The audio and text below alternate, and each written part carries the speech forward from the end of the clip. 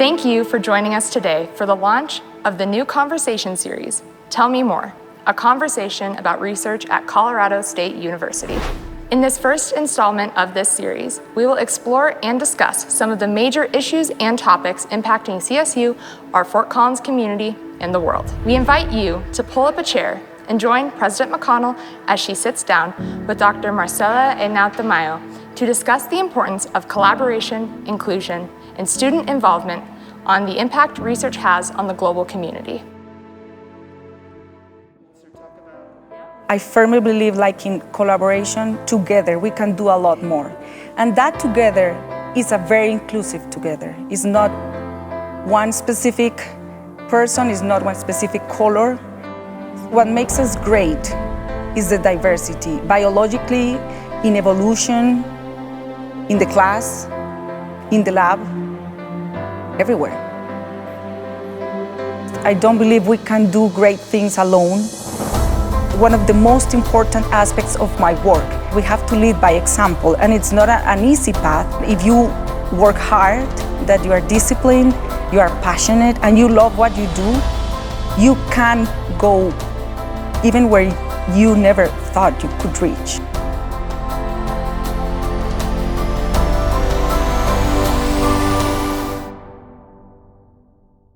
Thank you so much for being here with us today, Dr. Henao-Tamayo.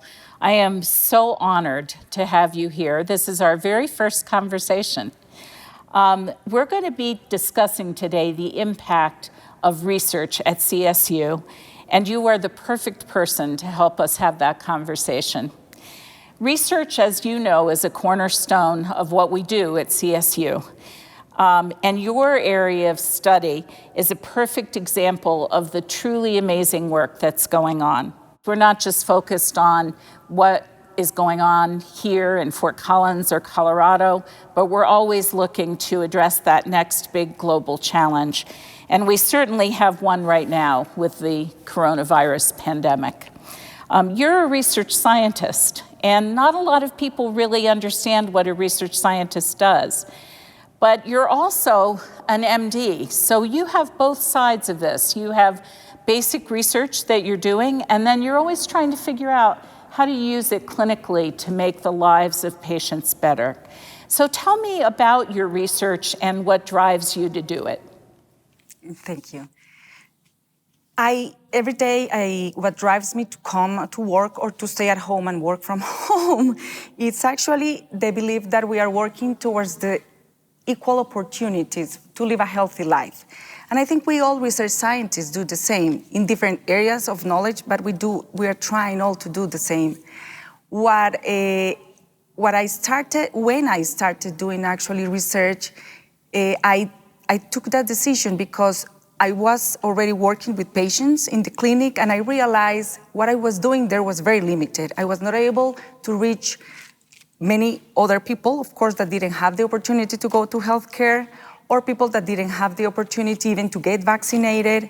So I think what we do, what we research scientists in general do, is that we focus on specific difficulties, specific challenges, or concerns that could happen in general in the world, and then we want to try to solve at least one of those things that actually makes us passionate every day to start the day working, studying, and trying to find an alternative way of solving that issue. You know, it might take a lot of years, like a vaccine generation could take, but it's just feeling like you are working towards something that is going to be able to help many, many individuals. The research that you're doing is so extraordinary because you're really looking at the world's most complex problems, and obviously we're in the midst of a pandemic, and your work is so essential to that. Tell me what it is that keeps you going, because I know you're working 24/7.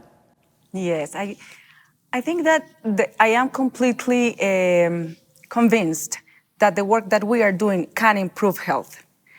So every morning I wake up feeling that there is another little issue or something that I can understand better in order to be able to help the entire humanity to get healthier.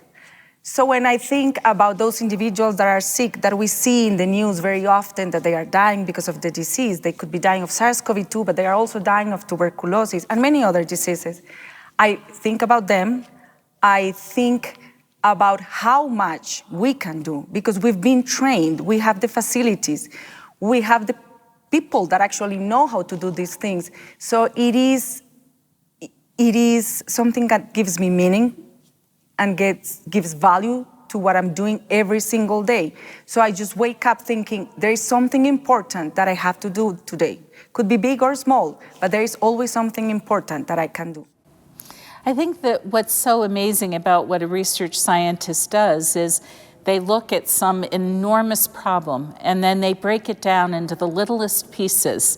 And so I know you're working on all the building blocks to try to figure out what it is we can do to either find a vaccination or a vaccine, or to find some therapeutic, something that will stop the immune response. I know that those are all the things you're looking at. How do you translate that for your students? I always try, as you were saying, start by the big picture. So this is the big concern that we have to try to solve. And I tell them, we can do that, and not we alone, correct? As a collective team of researchers, we can do a lot. Alone, we typically cannot do much. But then I tell them, we are gonna concentrate on an aspect of what is causing the disease. In our laboratory, we look a lot at the immune response, correct? Those cells that are protecting us against the disease. So I tell them, if we learn how to look at how the immune response is affecting positively or negatively in this disease, we are going to be able to guide which therapeutics might be working. And then what we are doing with vaccination is the same thing. I tell them what we're going to do for the entire humanity, if we have a vaccine, is actually to teach each body how to respond in the best possible way against the infection that is gonna come to us, because this is a pandemic. So just by answering a small question, like one step at a time, and then making it broader through several people working together, we end up being able to help for something that is so big as a pandemic. I think that's so important. And one of the things we were talking about earlier, but actually before we went on camera, is how amazing our students are. And I know that curiosity, you're able to impart that to them, and then they're able to bring it to the task. You mentioned that one of the areas that your research is focused on is tuberculosis, but I know you're also doing a lot of research on coronavirus at CSU. Would you like to talk about that? Sure, I would love to talk about that.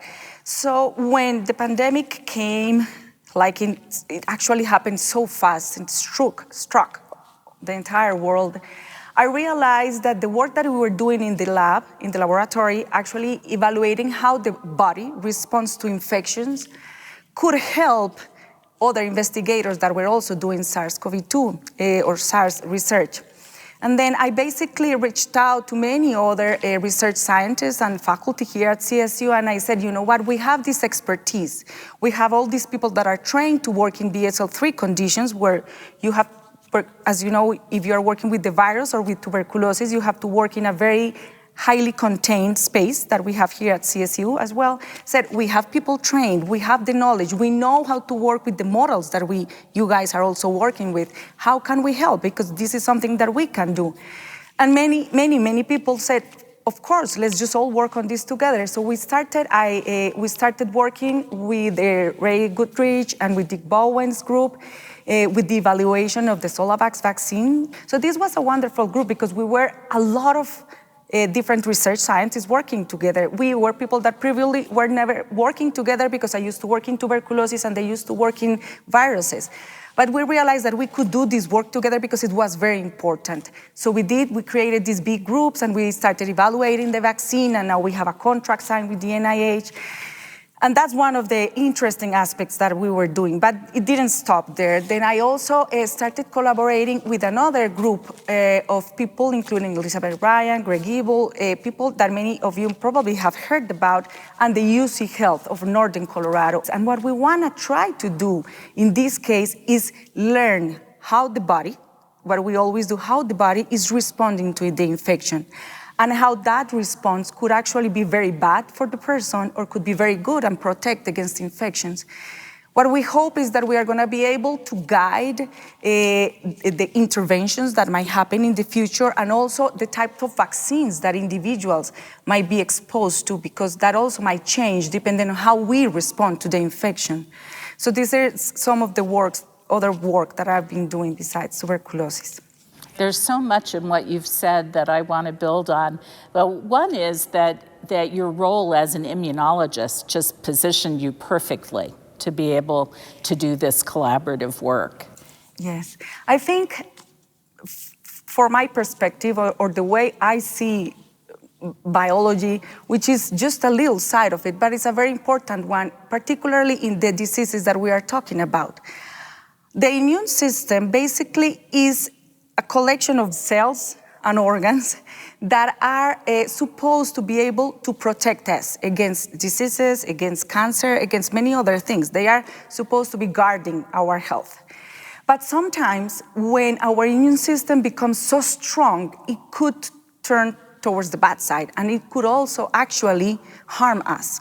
And this balance of the correct immune response that we want to see, it's basically what could sometimes differentiate a patient getting really, really sick from SARS-CoV-2 disease and being able to actually dying instead of being able to control the infection and get better. So I think just having the perspective from the human or the host that is being infected made me and my team actually very well suited for this task. What do you think it is about CSU that made it possible to do that high-level collaborative work? Yes, I think several things. First, the researchers that we have in every level, the training that every person that I was talking about before actually has, because we've trained individuals for many, many years to work with highly infectious pathogens. It also very, very important for everyone working here is the facilities that we have. We have a very big space that allows us to actually do this kind of research. And that's why we are receiving calls every day about people in industry and in other universities that don't have these facilities and want to collaborate with us because they don't have that advantage that we have. And I think also what defines us as university, and a university that has research as one of the priorities, of course, is that we are always ready to respond. We are always excited to be doing what we're supposed to be doing. So we always jump when they ask, and we try to help. It's so interesting when I try to explain to people the level of research that we do here. They will often say to me, "But you don't have a medical school." And I'm always struck by that response. And I say, no, we don't have a medical school, but we have tremendous biomedical research going on. And we have an amazing vet school, which is working with our biomedical research and translating all of that to human beings. And I think it's a misperception of what we're able to do at CSU, because we're actually doing astounding research, some of the most important research in the country, I think, right now. And part of it, as you said, is because we have amazing biosecure facilities that a lot of other universities don't have. Correct. So it sounds like you've been incredibly busy with all of your other researchers. Do you ever get any sleep? Sometimes. We all need a little bit of sleep. Yes, it's good to be able to be rested, to be able to do a good job the next day. Yeah, but I know that you care very deeply about our students too, and you've been integrating them into your research. Tell me a little bit about that. Yes, I think that's one of the things that I love the most of having a laboratory. I wouldn't say by myself, because we are actually a team.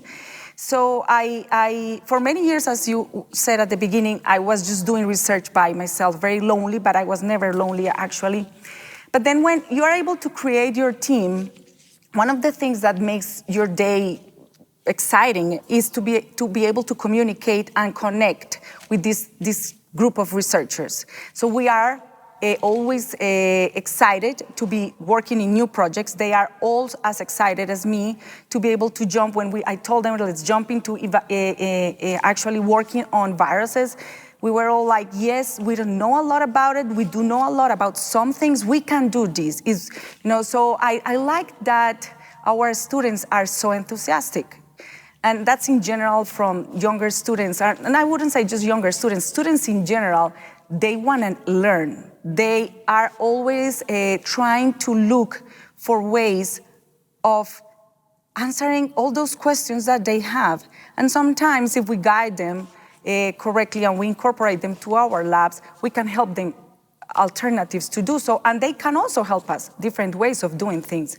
So I love having students, undergrad students, graduate students, which include master's and PhD students, and having everyone play a very important role in the laboratory.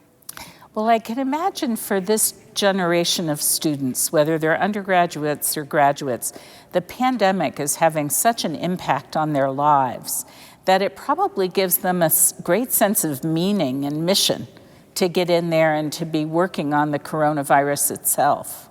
That's true. I remember that last semester when we had to close the university due to the pandemic, I was teaching in my PE 300, which is general microbiology, and the day we told the students this is the last time we're going to teach face-to-face, and they were asking about the pandemic, but they also were asking, we know you do research, are you going to be working something in SARS? And I said, probably we will.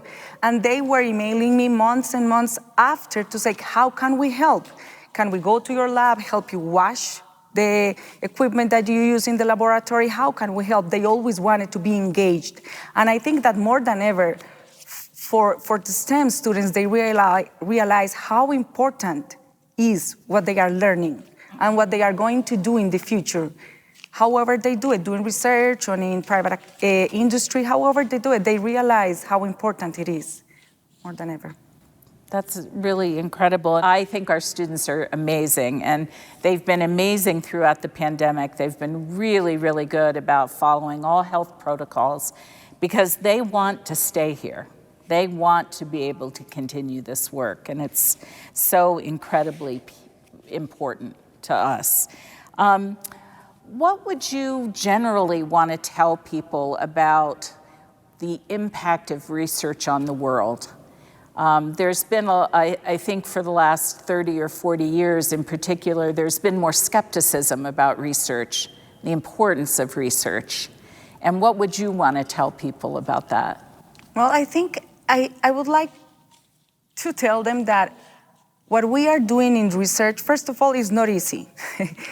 So we are not doing it for that. We are doing it because we believe it's very important to guide our communities towards the perfect, I wouldn't say the perfect, the best way to keep our health and to preserve society. So we are all, independently of the type of research that we are doing, we are trying to solve a problem, or we are trying to keep our health, and when I say our, I talk about the entire community. We are trying to do it from the point of knowledge.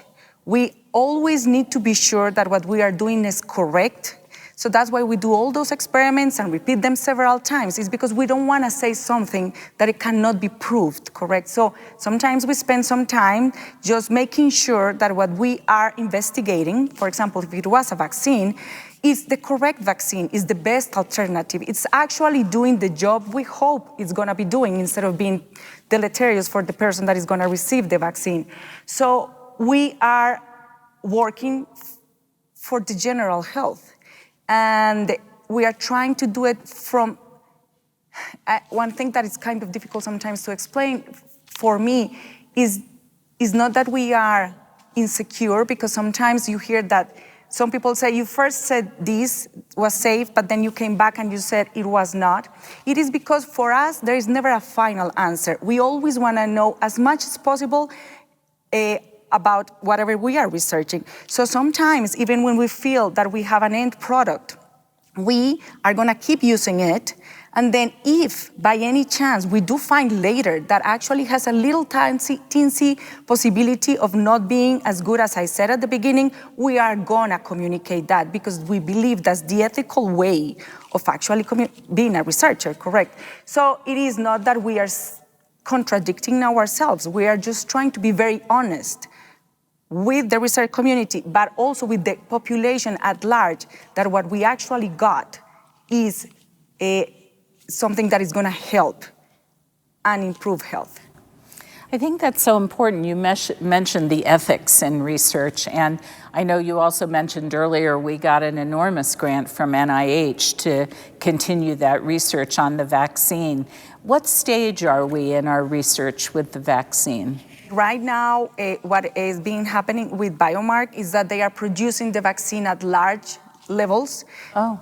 Right now, we're scaling the vaccine, and then every time we scale, we are going to test. And so is the NIH grant to get us to the end of that process? The NIH grant is going to get us to the end of that process, and clinical trials, the first stage, actually. And the clinical trials are with human beings? Correct. Oh, yes, excellent. That would be very exciting. And how long do you think we are away from that?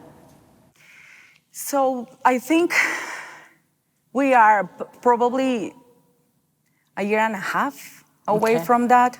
And that's something that does not discourage us, because the fact that there are some vaccines that are in clinical trials already and that are probably going to be coming out early next year for human use doesn't mean that they are going to be the best vaccines. They are just the first ones that were produced at large scale. They had everything they needed to be able to do that.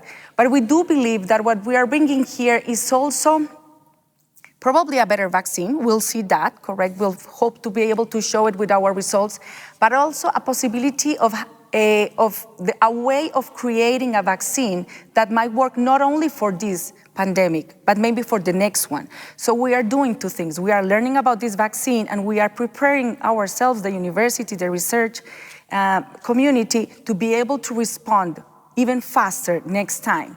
It might be that later we realize that our vaccine is able to confer protection for a longer period of time, because that's another important question nowadays with the vaccine community. How long are the different vaccines going to protect us? So maybe the way we created our vaccine is different, and in that way we are able to protect for a longer period of time. That could also eventually mean that this vaccine would be preferable to be used than others in the future. Well, congratulations to your team. That's just amazing, that work. I'm so proud. Because as you said, when we were having our earlier conversation before we were on film, this is not going to be the last pandemic. And so being able to have all of the infrastructure and expertise that we need to be able to research and try to get ahead of the next one, I think is really, really important. Tell me about how you see all of this connecting to CSU's land grant mission. I think it actually connects with every aspect of CSU's land grant mission. As I mentioned before, being able to provide equal health opportunities talks completely about the land grant mission of CSU, correct? Which is basically inclusion in many ways, not just inclusion in education, but inclusion in resources. It also, the research that we are doing is also a way of communicating knowledge. So it's also very important how we teach. We are teaching every moment. We are not just our students, but our community, correct? We are also, one of the land grant missions is research. So we are, and I do believe we are excellent in the type of work that we are doing, which are two other aspects of our land grant mission. So I believe that every group that is doing research at CSU is embodying all of them in a very, I would say, efficient way.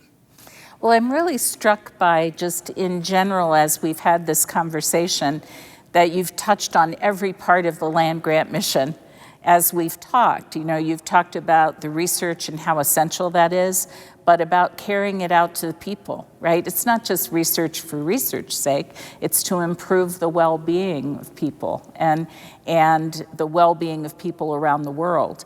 And then you've talked about your students and that amazing power of education when they're working on something that really matters. And then, of course, the piece about engagement with the larger world and taking that research out.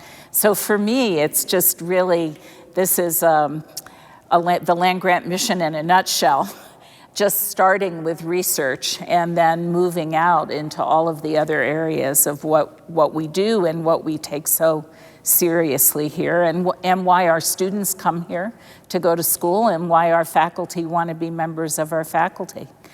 What challenges do you see ahead?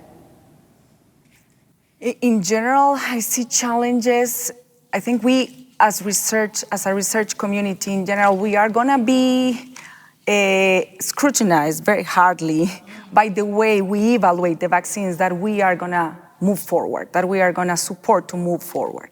So I think it's a challenge, but it's a challenge to do even better, and I think we can do that. We are always going to be questioned about how good the vaccine that we are promoting is going to work, and then only by doing more research we are able to answer that. So challenges are going to be a lot more work. That is exciting, of course. I sometimes fear for some people that don't agree what research actually is trying to bring to the community, or individuals that do not agree with vaccinations, correct? That's a very big challenge for me, because those are always the loopholes where, when we are trying to be inclusive in health opportunity, and that is taken away from our hands. So as a society, actually, I'm a little bit worried about that challenge, being able to probably educate and transmit the reality of vaccinations so that we can protect the generations to come. So that's a very big challenge that is coming.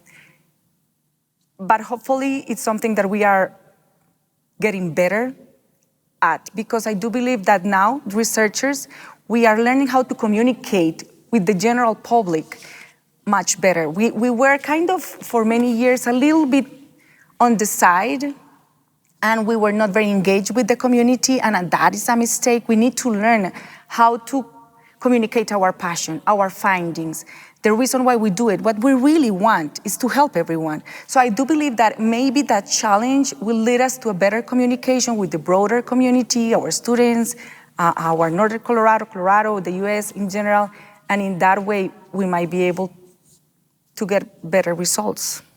It's one of the great opportunities, really, that come along with the challenge. The challenge is we know we have some barriers, and then there's some tremendous opportunities. And I think CSU, as a land-grant university, is actually in the perfect position to take advantage of those opportunities. And so I can't thank you enough for being here with us today. I'm so impressed with your work. It's such a gift, actually, the work that you're doing, not just to us, to CSU, but to the world.